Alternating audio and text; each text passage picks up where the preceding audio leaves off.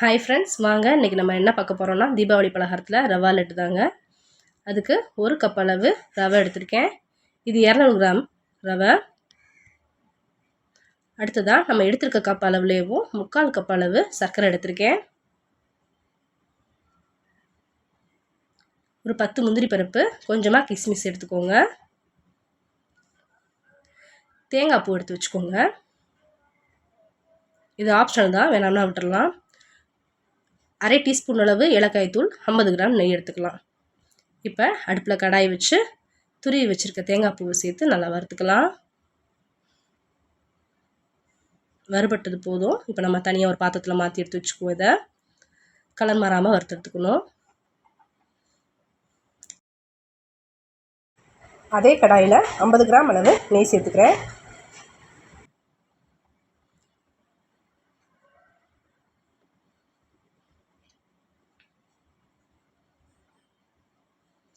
இதிலே நம்ம இப்போ முந்திரி பருப்பை போட்டுக்கலாம்.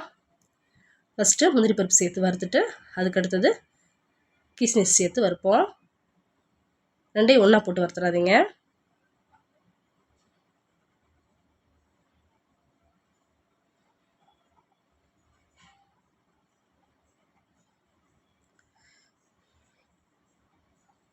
அடுப்பை சிம்லேயே வச்சு வருங்க.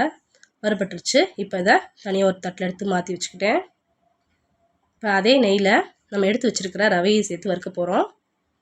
இது 200 கிராம் ரவை.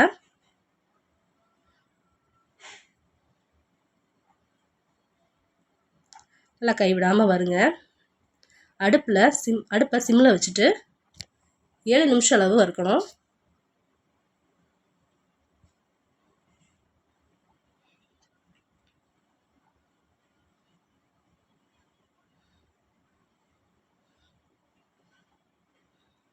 கருக விட்டுறாதீங்க, கலரும் மாற விட்டுறக்கூடாது.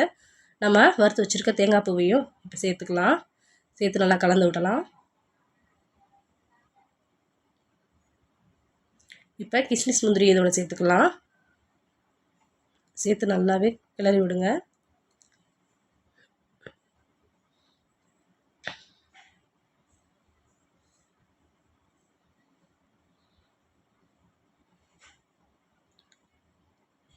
இப்போ எடுத்து வச்சுருக்க ஏலக்காய் தூள் இதோட சேர்த்துக்கலாம். 1/2 டீஸ்பூன் அளவிற்கு.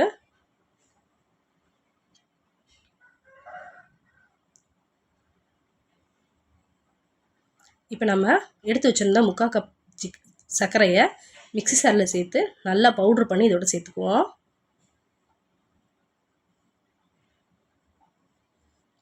நல்லா கிளறி விடுங்க, இந்த கட்டிலாம் விடாத மாதிரி.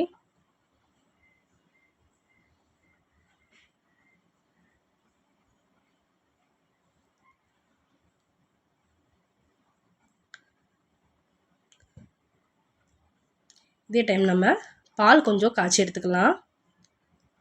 ஒரு 1/2 டம்ளர் அளவு பாலை மட்டும் நல்லா சூடாக காய்ச்சி எடுத்து வச்சுக்குவோம்.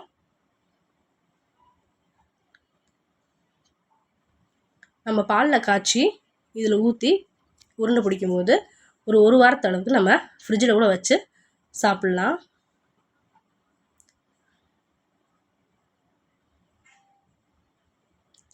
பால் நல்லா சூடாயிடுச்சு. இப்போ நம்ம கொஞ்சமாக இதில் ஊற்றிக்கிட்டு நல்லா பிசைஞ்சு எடுக்க போகிறோம். சூடான பாலுங்க, அதனால் நல்லா கரண்டியை வச்சேவும் கிளறி விடுங்க. கை பொறுக்கிற சூடு வந்ததும் நம்ம உருண்டை பிடிச்சி எடுத்துடலாம்.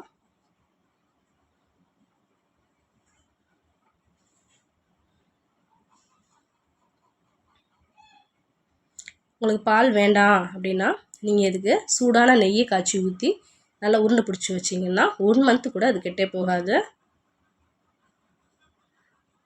1 மந்த் வச்சு சாப்பிட்டோம்னா ஒன்று தேங்காயும் நம்ம சேர்க்கக்கூடாது. தேங்காய் சேர்க்காமல் வெறும் நெய்யை மட்டும் சூடு பண்ணி இந்த மாதிரி உருண்டை பிடிச்சி எடுக்கலாம். அவ்வளோதாங்க, ரவா லட்டு ரெடி ஆயிடுச்சு.